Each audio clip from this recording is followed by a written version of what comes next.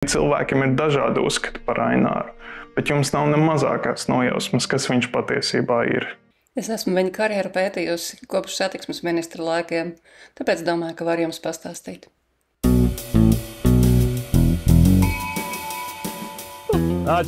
Šlesera politiskais sauklis vienmēr ir bijis taisīt naudu. Pamatā sev. Ejam pie staķa, ejam pie smiltēna pēc pīča, ko? Šlesers ir politikas ilgdzīvotājs, bijušais 90. gadu biznesmenis pašdarbnieks, kas pierunāja norvēģus Rīgā taisīt lielveikalus. Politikā ienāca 98. gadā. Latvija pirmajā vietā ir viņa 8. partija. Šlesera 2 iepriekšējās partijas, kas pārkāpa likumu, valstī joprojām ir parādā 860 000 eiro. Ko mākat jūs, Aināra Šlesera? Šlesers politikā ir ievilcis dažādus margināļus. Sākot ar sektantiem un beidzot ar antivakseriem. Trokšņa taisīšanai viņam šis koris der. Saki Dievs, sveiki, Latvija! Troksnis piesedz patieso mērķi – vairāk naudas. Pamatā sev. Kā Šlesers to dara? Ar to var iepazīties oligarhu sarunās. Likumsargi izmeklēja viņu un abu pārējo oligarhu īpašumu slēpšanu. Ierakstītās Šlesera sarunas ar biznesa partneriem 2017. gadā nonāca pie žurnālistiem. Tas ir tas, kas cilvēkus tracina, Aināra. Tā ir tava vājā vieta. Pārējās vietas tev visas ir stipras, bet tava vājā vieta ir tieši šī te, ka tu ar politiku taisīji sev naudu. Viens piemērs – nekustamo īpašumu bizness. Mums ir jāpanāk, lai valstī ieplūst milzīgas investīcijas. Un tagad es pastāstīšu, ko mēs varam pārdot. Protams, ir jāsakārto attiecības, tā skaitā arī ar Krieviju. Ar kaimiņu valstīm ir jābūt labām attiecībām. Nevajag nodarboties ar politiku, lai bizness strādā. Nevajag cilvēks melnā sarakstā iekļaut Gazmānavu, Ļepsu, Valēriju, dziedātājs. Tas ir murgs. Mums ir cits plāns. Patreiz daudzi cilvēki grib dzīvot Eiropā. Šlesers izbīdīja zelta vīzas.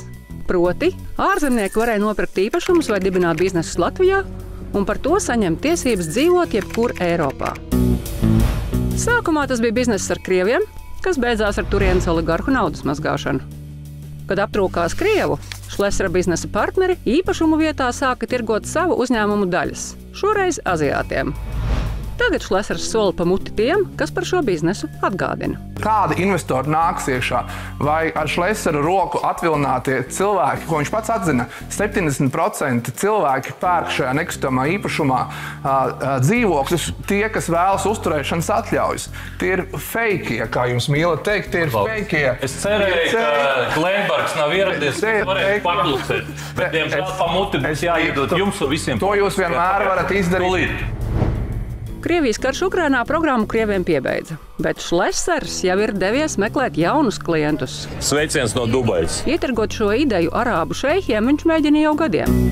Bet kāpēc Šleseram tagad vajag Rīgas domi? Mans priekšlikums, kas attiecas uz tevi, es domāju, ka vajag paņemt Rīgas namus un ir jāapskatās, ko tur var izdarīt. Otra interesanta tēma – par Rīgas mežiem. Tur vajadzētu iziet cauri, kuras ir tās zemes, ko perspektīvā attīstīt, kur ir vērts ielikt kājadurvīs. Uztaisīt savu veidu biznesa auditu, kas tur ir, ko var izdarīt, kādus objektus nākotnē var apsaimniekot. Otrs piemērs, kā Šlesers izmanto politiku savās biznesa interesēs, ir osta. Tur uzņēmums viņš ieguva, būdams satiksmes ministrs, un slēpa aiz citiem cilvēkiem. Kad vairs nebija ministrs, izlīda no ēnas. Tagad uzņēmumu Šleseriem pieder kopā ar Šķēles ģimeni. Biznesa partneri, protams, arī no Krievijas. Tagad pakļauts sankcijām. Otrais. Šlesers neko jaunu neizdomā. Viņš kopē. Man uzdāvināja krekliņu. Make Riga great again. Wow! Riga būs atkal. Make America great again.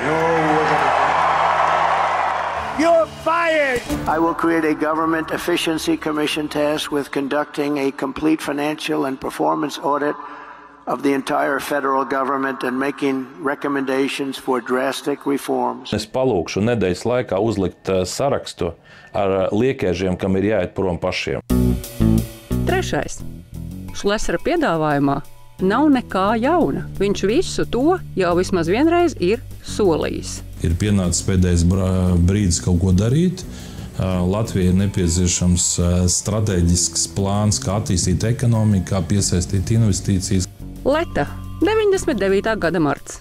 Ekonomikas ministrs Ainārs Šlesers sola šogad izstrādāt Latvijas tautsaimniecības stratēģiju. Visi vietējie uzņēmēji, kuri tika čakarēti līdz šim Rīgas domē, viņiem tiks nodrošināts sarkanais paklājs pie nosacījuma, ja viņiem ir labs projekts. Leta, 2009. gads. Šlesers sola Rīgā cīnīties ar birokrātiju un veicināt projektu ātrāku izskatīšanu. Tie, kas labi strādās, es viņiem maksāšu vēl vairāk. Tie, kas strādās slikti, otrā pusē būs pātagi, viņi būs ārā. Dzelžaina disciplīna. Tas nozīmē, tie, kas ir ar mani, tie dzīvos labi. Leta, 2009. gads. Šlesers sola birokrātiem rādīt dzeltenās kartītes. Šis ir viens no rētajiem solījumiem, kuru viņš savā ziņā ir izpildījis. Kad Šlesers bija satiksmes ministrs, viņš izveidoja 8 kāju.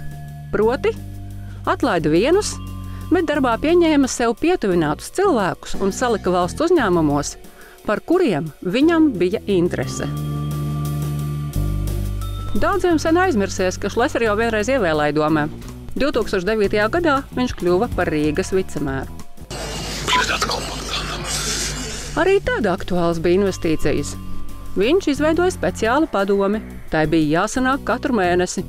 Sanāca veselus 3. Opozīcija sūdzējās, ka Šlesers bieži nav darbā.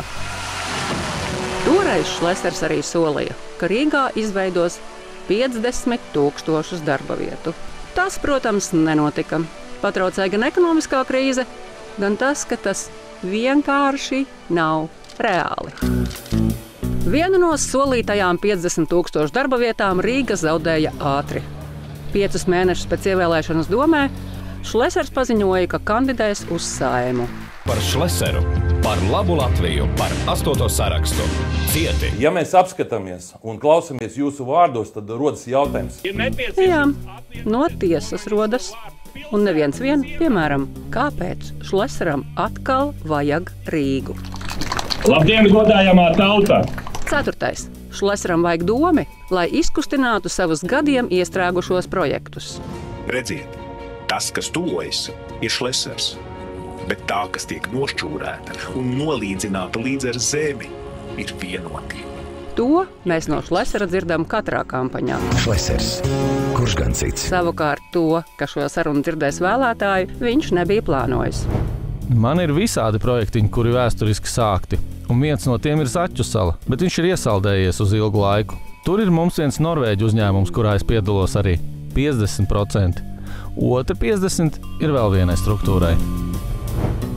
Šo projektu Šlesers ar biznesa partneri Kozjolu un jaunā viļņa rīkotāju Krutoju 11. gadā mēģināja ietirgot tagadējam ASV prezidentam Trumpam. Runāja koncertzāle un viesnīca. Domāja? Kā zino. Nesanāca. Investorā esot pietrūcis. Ķirša vadītā dome šajā salā, Lucau salā, atļāva celt futbola stadionu. Bet kā gadījās, kā negadījās, uzcēlēs pagaidām ir tikai šis. Bet tas nozīmē, ka atļauju salu apbūvei dabūt var un var mēģināt vēlreiz. Šlesera uzņēmums gan ir pārdots Igauņiem, bet, kā vēsta sena Rīgas domes paruna, būvatļaujas un attīstības plāni paši sevi bez naudas negroza. Šleseram kaklu gan 2 gadu desmitus jau spiež cita sala – Andreja sala. Senos laikos Šlesers bija atradis Norvēģi, aiz kura tur paslēpt īpašumus, lai cilvēkiem nerodas jautājumi, no kurienes nauda. Ar Šķēles un savu ministru rociņām izkārtoja ostas zemi privatizāciju, bet attīstība tur galīgi nevedās. Sākumā Šķēles un Šlesera ģimenes gribēja šo rajonu nogrūst pilsētai kā laikmetīgās mākslas muzeja vietu. Nesanāca. Pēc tam koncertzālē. par baltu velti, ja vien valsts un pilsēta ieguldītu 23 miljonus ielas pārcelšanā un labiekārtošanā. Nesanāca. Šlesera jaunais projekts ir Waterfront. Pagaidām gan tur būvē tikai 2 ēkas. Tā reklāmas Šleseras regulāri pāršēro savos sociālajos medijos. Attīstītāji neslēpj, kas ir sapņu piļu galvenā auditorija. Bagāti arābi, kas tā tiktu pie uzturēšanās atļaujām. Pagaidām Rīga nav apsolījusi neko vairāk kā vārdisku atbalstu.